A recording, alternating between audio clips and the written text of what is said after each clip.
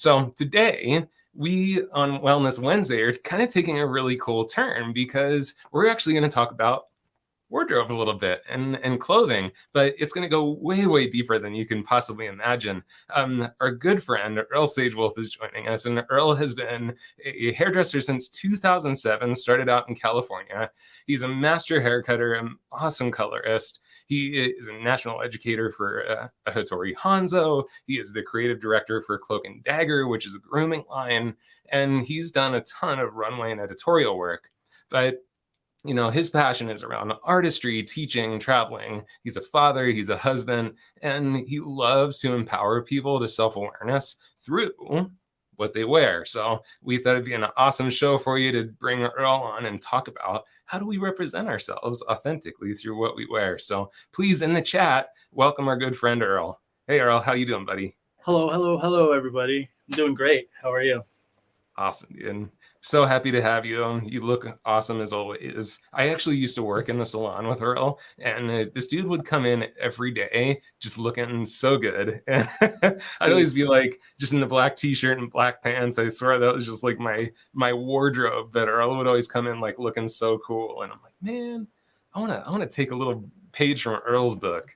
So, what got you into like carrying some, or having so much fun with your wardrobe and kind of showing your authenticity through your wardrobe? What got you into that? Well, let me think. It goes way back. I feel like ever since I started dressing myself, which my parents, mainly my mom, let me do so. And there's a lot of trial and error through there. I mean, I was young. Now my kids do the same, but it was just a creative outlet for me and an expression, as in what I wanted to wear and feel like that day. And throughout my life, I had moments where I kind of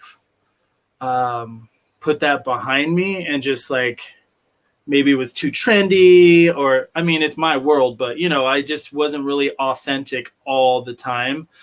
So I have a lot of ins and outs about that too. But yeah, I think it started when I was like, I want to say 3 years old, when I started wearing, like, I don't know if you remember the OP shorts, the really yeah, dude, I loved OP shorts. And a tank top, man. And it was weirdly that my dad was my inspiration at the time because of the fashion. He was a little younger, but I didn't get it from anybody in my family, I'll tell you that.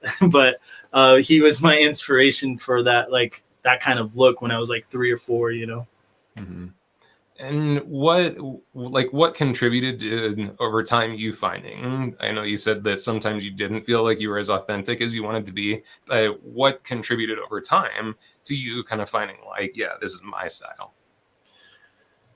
I feel like almost like as a hairstylist or an artist, there's a moment in time that you haven't arrived anywhere, but I got to a point where I'm like, oh, this is my style. This is my authentic style. I used to get made fun of, I guess skipping, the young age to like middle school to high school. I used to get fun of because my parents were so cool with letting me do whatever. By the time I was in front of people, kind of the middle school, high school, where it's hard and you're trying to figure yourself out anyways, mentally, or like who you are, I would come as like, I don't know if you remember the old Osiris's or Etnies, the big shoes. Yeah, the big, thick, chunky ones, right? Yeah. Yeah. So I'd wear that one week, and then the next week I'd wear Ben Davis's and crease them and be like more like a essay or homie, like one of the homies. And I hung out with just different people, and I was just so different and eclectic, which is crazy because I feel like this is more honored now.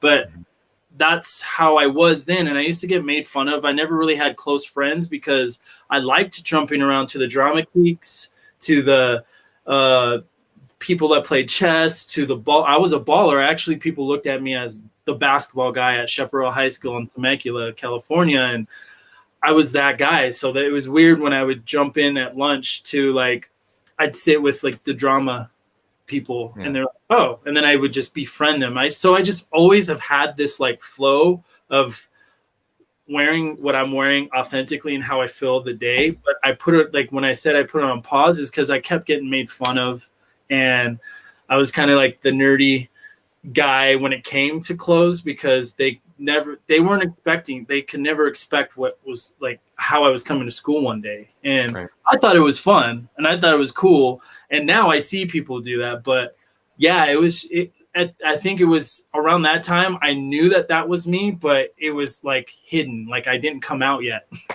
Right. You didn't fashionably come out. Yeah, fashion they come out with like, hey, here I am. Yeah. Right. Yeah. So what prompted you starting to work with people on their wardrobe, becoming that in intentional personal stylist? Yeah. So just I always held a little bit of my authenticity, even if I got made fun of and stuff. So I thank my higher self for that, just because instead of going to the collegiate basketball route, I stopped doing that. And there was something which was the higher self told me to stop doing that. And I really started diving deeper into who I was. And it all starts inside and then the creativity comes out. And so I ended up a little bit after high school, like really diving into where like my edge on wearing stuff. I started growing dreads and like Lenny Kravitz was one of my idols, wearing tight girl pants because there wasn't designer jeans or it wasn't cool until Lil Wayne did it, and Right. I was wearing cowboy boots and it was just so different for a lot of people, but I didn't care at that point because I was out of high school. Mhm. And so from that, I went into hair and then I was in a band, all this stuff. And as of recently, I've been channeling in like my inner self with this fashion thing. I've been doing my own work for about 4 years now, just like men's work and stuff. And I just found out it's very woven. Like how you look is how how you feel is how you end up kind of dressing the day, unless you're like in a suit and tie every day. But even then, like, you kind of pick how you feel. And so I just recently got into this and I'm mentoring a few people, and I'm open to mentor more people just to find their inner confidence and light and just pretty much forget the rest of them and be authentic. And so it's been pretty recently, but it was a lot of times like people like you and just like, wow, why do you come so fresh or drippy or all the languages right now? I don't know all the terms, and it just because I just know who I am and I know what I like and I know what I want to wear. So everything in my closet is me 100%. So it's just been recently for me to take on people and like really dial into like inner and outer fashion. Yeah, I love that inner and outer fashion. That's so cool. I wanted to kind of check in with our audience too, because I'd love for you guys to pop into the chat. Like, how do you personally feel about your wardrobe? Because part of the reason that I was super excited to talk to Earl is that it's something that I know for me personally, I've always kind of struggled with.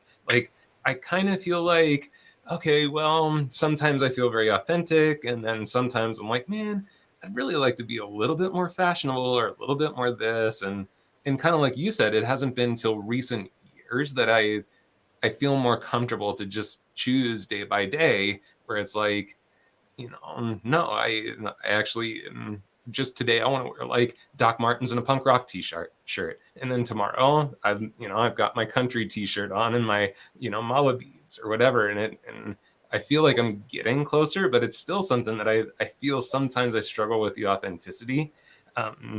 And before we go any further, Lindsay Olson's asking, are you working with just men, or are you working with women too? That is awesome. It was originally with just men because I've been working with like in containers and platforms with like Sacred Sons, Modern Renaissance men and stuff. And I have a lot of those men that I connect with, but I'm working with a lady that's been in my chair for about 10 years. And right out the gate, she was just like in love with our call and our conversation, and not with us, but with her again. She just like texted me the next day, woke up with a new vigor. So I'm like, it's humans. I do target men because I am, and I know more about that, but in a fashion sense or an inner fashion sense, I feel like I'm opening it up for women, and I feel like it's just naturally happening. So yes. That's awesome. So we have a couple comments. Lorraine is saying she just overhauled her entire wardrobe. That's rad. How fun.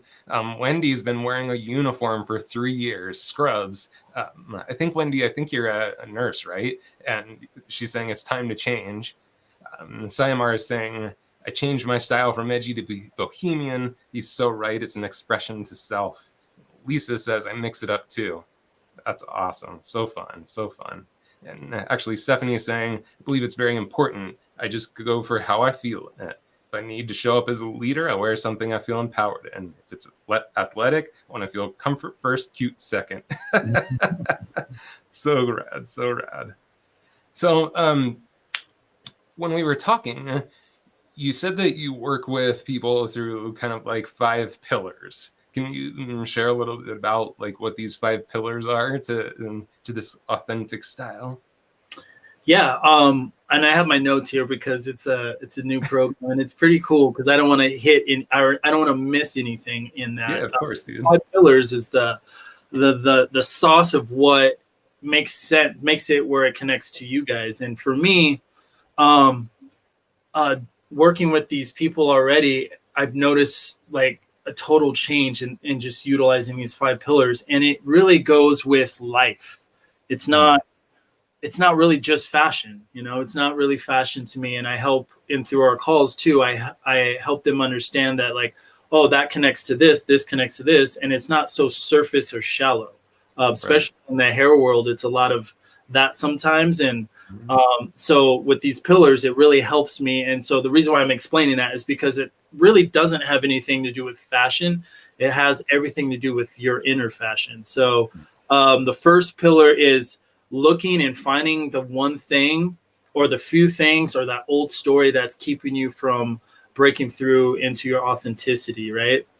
And then the number 2 is acknowledging that, loving that, and giving it away, whatever doesn't serve you in that. And again, so we're on number 2, but how you show up in one thing is usually how you show up in everything. So this again counts in every aspect of your life, in my experience. And number 3 is you'll plant the seed. We'll find a way to plant the seed once we find it and get rid of it and thank you and love it. We'll plant the seed, new story, find a new vision for yourself. And then number 4 is supporting that vision. How are we going to support that vision? And I'm on call number 4 with one of my clients, and it's not, I don't really have to go by this, but obviously it's just a map.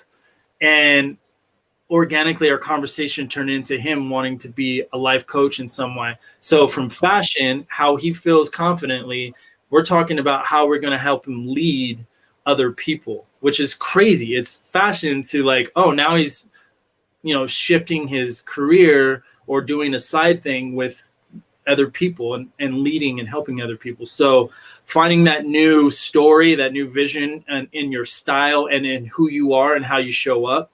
And then how other people in your circle, yourself could support that. Like, how are we going to nurture it? How are we going to water that seed is number 4. So these are all game plans. And then number 5 is just always checking in with yourself daily, weekly, monthly, checking in with your agreements, what you've set, like what kind of stories you have, and like if they come up again, because they will, how you navigate through them, and just own and reclaim yourself every day, your new narrative in your head of like, oh, I can't wear this or I can't do that, to, oh, I can. Thanks for letting me know, and thanks for keeping me safe, ego, but I'm going this way. So, yeah, it's just those are the 5 pillars for me. And it's, again, an ongoing and new thing for me that like it could shift and change, but that's pretty fundamentally like the root of how I start to understand yourself. And that's what I did to me. That's how I got to where I'm at and where I'm going. It's the same. I went through it too. So yeah, those are my 5 pillars. Awesome. Yeah, and Stephanie is saying yes, and Stephanie's a coach too, and I'm sure she's kind of sitting here thinking the same thing I am, which is like, man, that's really cool because that pretty much is just coaching, like, discovering the blocks, kind of being, you know, present with the blocks, and then like moving into, okay, what do you want now? How do you support that? How do you, you know, nurture it and grow it? So Michelle said, can you repeat the 5 pillars one more time? So number 1 was the blocks, right? Is that right? Yeah, just finding your blocks, your shadows, your old stories. Okay. And then again, I haven't even put them into like bullet points. These are just sprout of the brain. And then the next one is acknowledging that, owning it, like not throwing it and projecting it anywhere else but here. And then letting it go, however ceremony or however you want to pray, or just barefoot into the ground, you just let it go. And then just say thank you and let it go. And then number 3 is, okay, now that I've created space for that, what do I really want in life? What do I really want to look like? How do I want to show up and appear like? So planting seeds, new vision, new story. And then number 4 is like, okay, so this is what I want. So what's the building blocks and steps into supporting that new vision or that new look or that new job or that new relationship? And believe you me, I'm still using this stuff as well. Of course, yeah.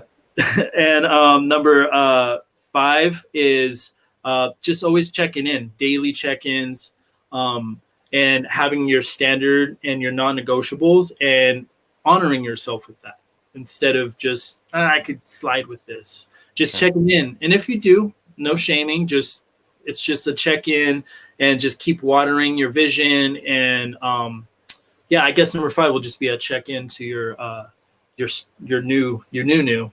Yeah, that's amazing. I love it. And the team popped that into the Facebook and YouTube chat. So if any of you missed any of that, you can check into the Facebook and YouTube chat so you can see the 5. Wendy says, I want to look like I did in the early 2000s. And, you know, that's so funny because that's like a huge trend right now, right? Like late 90s, early 2000s is such a like total return to trend. Yeah, there's like chokers going, bigger pants. I can't really get down with the bigger pants, but I get it. And that's one of the practices I do in the first call is like sit with one of the clothes that you liked and felt like you couldn't pull off in between calls. And then what song was like your high school song, and you just have moments throughout the week and you just sit with that piece of clothing or a picture of it and see what comes up and just journal what comes up for you. Like, why were you so shy, or you got made fun of because you really like this tie-dye shirt or whatever. That's just a good indication of like a good place to start on breaking away the shackles and the old stories in fashion, I guess. Yeah. What are the, like you said, the stories that sort of block us from that authenticity? What kind of stories do kind of come up for people that block them from feeling like they can express themselves? It's just the narrative that we tell ourselves and what social media, especially now, and like TV, everything puts out there, you know, like body image. For the women, it's just like, oh, I have like a little bit here and there, which I personally like, and most men do. I mean, it's not like, and then for the men, am I strong enough? Do I have the broad shoulders? Am I like this person? So like the body image, and then how it fits, and just, I think it's just meeting a standard of what you're seeing and what you wish you had but you didn't have, instead of appreciating what you do have and maximizing that. And that's another thing we really hone in on as well. Yeah. And I like that you said to actually kind of give respect to the stories rather than fight them, because I think that's one of the things that, like, I know I talk a lot about in my coaching is, okay, yeah, you've got these stories and we always want to blame these stories for all the hell we're going through and how painful they are. It's like, well, the story is there for a reason. Like, it had a purpose to you in some place. So how do we go to a place where we can, you know, kind of befriend almost these things that have sort of feel like they've beaten on us, and do it in a way that we can let them go? Like, how do you find that you can do that? I think me and you, Andrew, had this conversation, and it's oddly, I have a lot of different ways, but I just want to share this one. I oddly like food, in a sense of like, your euphoric taste. Like there's certain smells and everything that bring you back to a happy place and all that.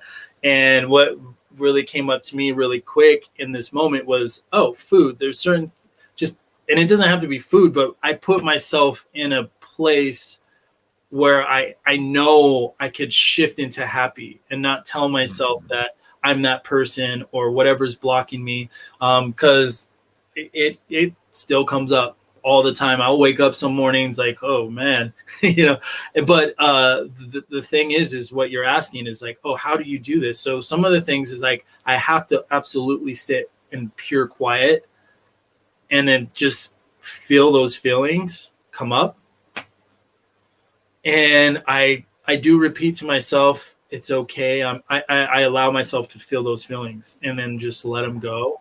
And if I have that, 5 minutes to sit with it, typically in most cases, it either just completely goes away because it's just that moment that's in my head, the narrative and the old story. And it's just the story playing myself. And once it's done playing, it's done. Right.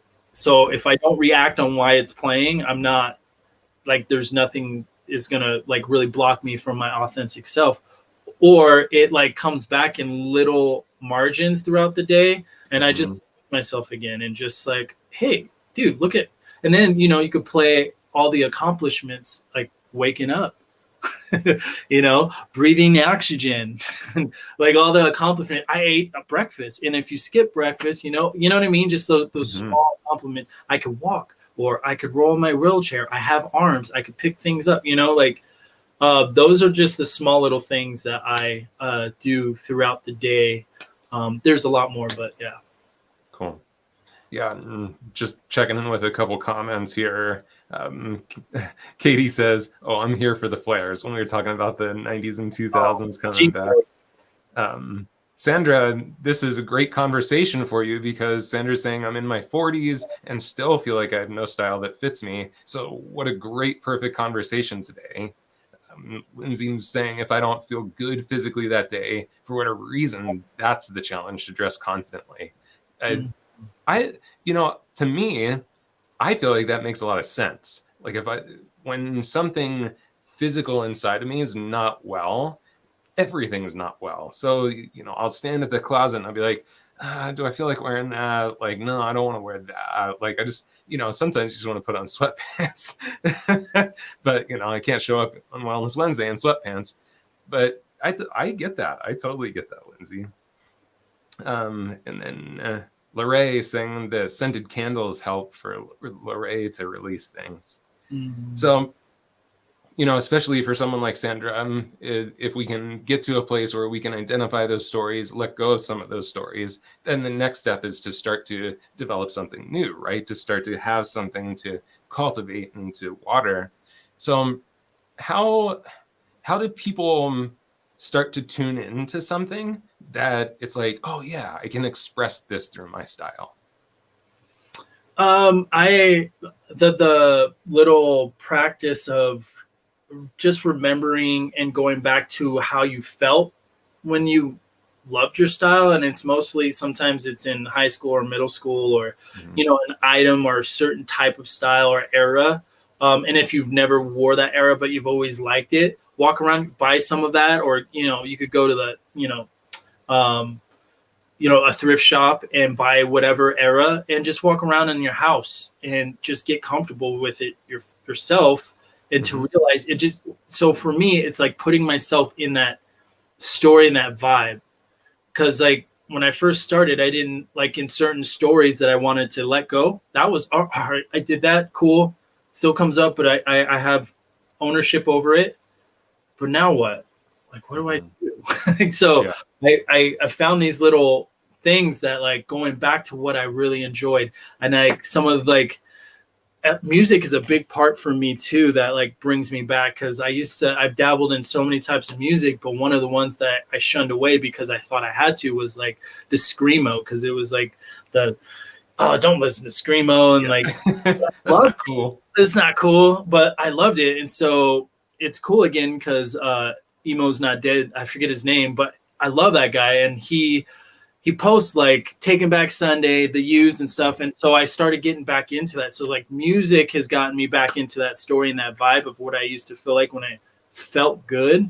And then now it's just putting the little pieces together to like filling in those gaps in those stories that were gone, that were the ones that aren't serving me. And now I'm creating these new stories and new ways of dressing and new ways, because I'm building this confidence up. Because you got to get from the root first. You can't just put on a hat, a fedora hat, if you're not used to it, just because somebody told you, or I'm just doing this because I'm trying. Like, you have to own it, because then a year later you're gonna go back to your old self. So that's why I do the deep work first, and the confidence, because there's no point in spending the time with each other if you're not going to own it and it's yours. Another one is playfulness always gets me in a space, and it doesn't have to be like jumping around, sweating and everything, but like maybe if you liked Pokemon cards back in the day, I don't know, I didn't, but like, go play. I played Pogs, and like just little things like that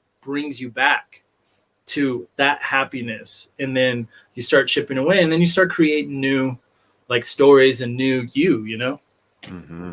Yeah, absolutely. And I think that that's where people sometimes get stuck. Like, even from, with my coaching clients, people get stuck with like, well, I have to make a change. Like, I have to commit to something, or I have to do something. And it's like, what if at first you don't commit to anything? Yeah. You just get playful. And I love your idea of like, before you go buy a whole new wardrobe, go hit the thrift store and like walk around your own house. So you don't even have to go out in public where like the fears start to kick in. Like, put that stuff on and walk around the house and say, do I even feel good in this? I love that. Get playful with it. So cool. Yeah. And definitely lots of comments that people love the thrift stores. I still do this. And then, as far as starting to get a community around you that supports you, how does that play into wardrobe? Like, your community, how does community play into wardrobe? Well, like I was saying, it's all interwoven. Like, a lot of inner confidence and how you feel you express through wardrobe, or how you show up for the day at work. It's the same thing once you start chipping away old stories. Like, I started chipping away old friends that were like we had such really good conversations, and we were there was so much depth in our conversation, but not really, because it was alcohol. So I had a lot of those friends that were like my alcoholic party friends, or even just if I wasn't drinking, they were just like there because I was a hairdresser, or I was in a band. Like, there was a surface to our relationship. So you start like kind of those naturally, or sometimes you just have to get rid of those kind of relationships, right? And then there was a moment I felt like lone wolfing it. I was lone wolfing it because I knew what path I wanted.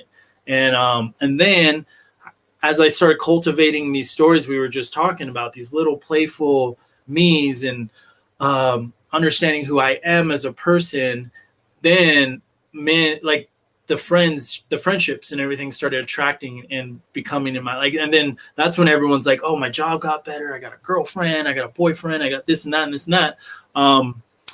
It starts really cultivating your truth and who you are, your life. You're walking aligned to what you're supposed to be doing, and everything starts feeling great. And then when you get a flat tire, you're like, oh, okay, let's change it. And then like big deal, and you don't have to go back to work and like, guess what, I had a flat tire. You're not serving that story anymore. You're not feeding that story. You're feeding your euphoric and stay grounded. There's a lot of fairies out there that are like doing a lot of this up here because it does feel good, but staying grounded, you could still not feed and feed this euphoric way of life that that you own and that's yours and you deserve. And it all starts with yourself and how you're getting rid of and replacing. Yeah, absolutely.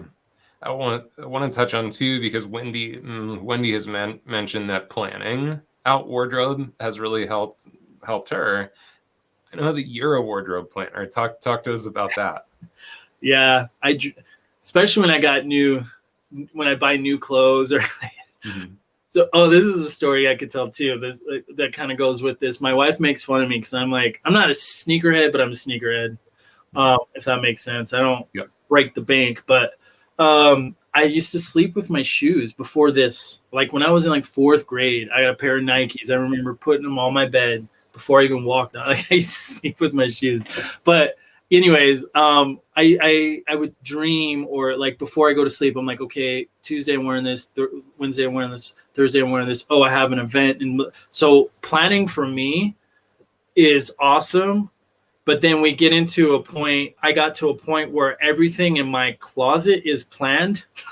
So I don't have to plan so much every day or, prior, because now it's almost fun, and it's like almost an art when I go into my closet and I'm like, okay, what do I feel like? What do I want to wear? And that's like, for me as a nerd about it, is like, that's the fun part of the day when I have my shoes and I have my socks that match my shoes, or my necklace, and like little accents of this and that. So I don't really plan as much. I planned for today's outfit because I'm in front of you guys, and I want it to look apart. But other than that, like, I stopped planning because my whole closet is already planned, if that makes sense. Yeah. And that's one of the things that kind of came up as you were saying that, is like, if the closet has an intentionality behind it, then you probably have a more freedom to just kind of walk up and like, grab a few things. And Rosie, we're talking about it all. She's asking, are we talking about for work or for comfort? So this is all of it, dressing for all of it. Mm-hmm. So that's something I'd like to ask about too, because I'm I'm not real good at getting rid of stuff. And a couple of years ago, oh my gosh, what's her name? And she's a Japanese woman that created the kind of way to, like, go to your closet, you would hold like a piece of Oh, clothing and ask it if it still served you, and if not, like, you'd give it away. And we did that one time, and it actually felt really good, but I ended up putting a lot of stuff back in my closet. cheated.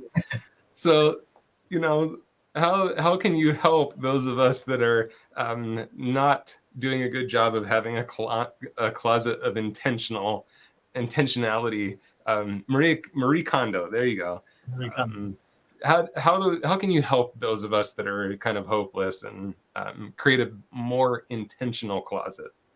Yeah, there's no hope for that. Sorry, Andrew, but you just cheated. That's all it is. Yeah, it's just like anything else, you just got to do. So like, you would have to just let go of it. But yeah, I think that's along the lines of what I do, or I did. And I feel like I'm going to get to like Andrew's level of like, I have so much like cool stuff I need space, and I'm like, I don't want to get rid of. But ultimately, when I know, for me in that ceremony, or just like seeing what serves me or not, is like getting rid of, because I still get rid of like stories that really don't serve me, because I'm on to the next level of my life and who I am. So I kind of put that into play too, to help me not put it back in my closet. Is like, okay, I don't know what it looks like. I don't know how it looks or feels or anything, but I do know I need space for new, and space for a new story. So you could probably integrate that as well, is if it serves you and you're like, oh, but I kind of want to, and you're like, but I'm kind of excited to see what's next. Like, what can I do next, or how much space can I get in my, because feng shui, it's all woven, like feng shui. I believe in energy, because I mean, it's kind of hard if you don't, because that's just like our world. It's made out of energy. And so just like when I do sacred sheddings, there's a lot of old stories and energy held into the hair. Same with the fabrics and the clothes. So I could get as deep as like, shedding your energetic field and your stories. So that's what I like to do. And I encourage other people to like take it a little like notch deeper if you want to go that route. But yeah, it's along the lines of what's her name again? Marie Kondo. Yeah, because my wife nails that in my head because our kids and the little folding and this like, Yeah. I'm like, I can't fold. Everything I have is hung. Like Oh, really? I almost hang almost everything except I fold my undergarments or whatever. I love That's it. that's a little inside there, but yeah. So that's what I do. Yeah. Nice. I will admit, I have actually stuck really well to her folding techniques. That has been genius. It looks like it. I just haven't. I haven't like. I guess I just need to prioritize. That's there. There it is. Yeah. Rosie's asking, how do you start? Because I'm one of those that do not know how to get rid of stuff, which I try to donate, but I'm so bad at that. And I'm the same way, Rosie. I really struggle with it. Like I kind of start the process, but then it's like I'll take the couple things out of my closet that I'm like, yeah, I definitely will never wear this again. But if there's even the tiniest inkling that I'm like, man, that's a really cool jacket. I might wear that away. I might wear that again someday. Yep. Yeah, I'm there though, but then that's what number 4, checking in. Check in with yourself. What are you holding on to? And it could go all the way to like, oh crap, I didn't let go of that. Like my ex-boyfriend did this, and just checking in and just going to layer. That's not it. That's not it. It takes work. It takes time. It's not just like throwing stuff away because it's personable, and you've developed this relationship with the items and memories and time. So it really does take work, and like that's the whole part of this fashion meets inner light and confidence. Is it's not just shallow. It's all these little things that are coming up as I'm practicing this and working with people. Like we're all realizing that it's not just a shallow thing because we all wear clothes. We all dress the part or dress something. We do something with all this. So what is it? So like just going to layer, like doing the work and saying, what am I holding on to? Why in the hell do I need this jacket? Because I might wear it Christmas. Right. Or whatever the item may be. Just check in what you're holding on to. And it might be just you're holding on to I might need this. Yeah. Like well, I guess that kind of takes us back to like the first pillar, which is asking yourself that question: what's the belief that's holding me there? Yeah. Right? Like kind of coming back to that place of, okay, well, what's my belief system that is in place that won't let me let go? Exactly. Yeah. One thing that you said to me that I really loved a couple weeks ago is that you talked about the fact that even in the way we dress has a lot to do with how we connect with other people too. And you said there were certain kind of like statement pieces or kind of like expression pieces that you would wear that have actually created some awesome connections for you. So, I guess it's not just about us, right? It's also about how we connect with others. Yeah, that's correct. I feel like since I've been authentic in my expression for so long, I have these pieces, and I have, like, I've noticed I have quite a bit of different ones. But from some people, it could be just a necklace. Like, it could be an heirloom, it could be a historic piece, and it could be just something that people just know and they can guarantee that you're going to wear. Because there comes a moment where your relationships, even just in the subconscious, people in my world are connected to me in my money piece or my piece that people know. And mine is glasses and a hat and jewelry. Mm-hmm. So everyone just know. And then subconsciously they're like, that's consistent. I trust this guy because it's consistent, but they don't know why they trust me, or I'm open-hearted or whatever.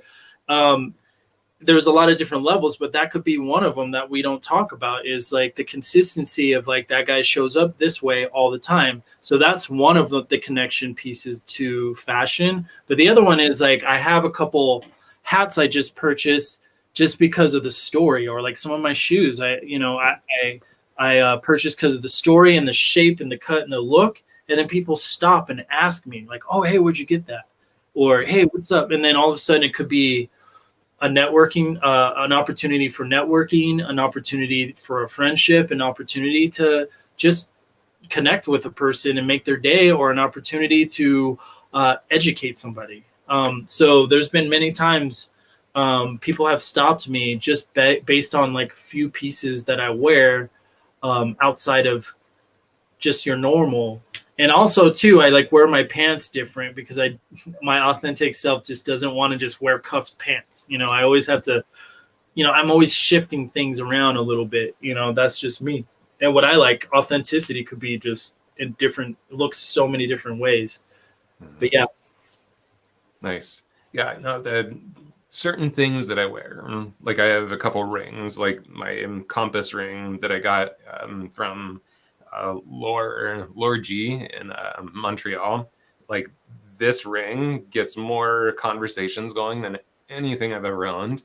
And when you said that, it really clicked with me, because I was like, man, I've had so many cool conversations and connections with people just because I was standing at the counter at a grocery store or something, and they're like, oh wow, let me see that ring, that's so neat. And then you end up with in this great conversation with people. And it really clicked when you said that the pieces that we choose can actually create connection. I just thought that was so pretty. There's been times too I haven't worn certain pieces because I just don't want to talk to anybody either too, because I know it attracts that conversation. And like me myself being in Utah, I just attract conversation as well. So sometimes I'm just like, I just need bread and milk and just and try to just keep going. But sometimes that doesn't happen. But yeah, I'm wearing a white t-shirt and gray pants, and that's it.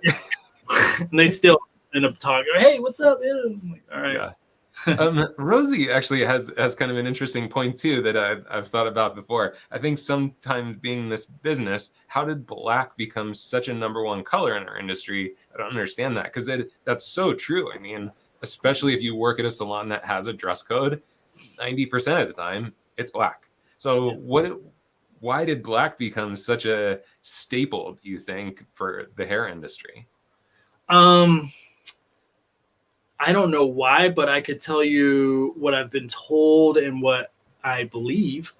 Yeah. I believe since it's a service-based industry, that they want us to like. It's just meant to keep the focus on the guest. But the funny thing is, just by wearing black or white, black, nothing that stands out, because we're serving head massages, haircut colors, all the things, right? But the funny thing is that was deemed on a bunch of creatives. So Right. we got creative. And so now you can wear a black anything, and it's still like the cut's different, or you're wearing it off the shoulder, or like there's still going to be attention. So I don't feel like that really holds so much weight as when I first got it, when it was first told to me. Mm-hmm.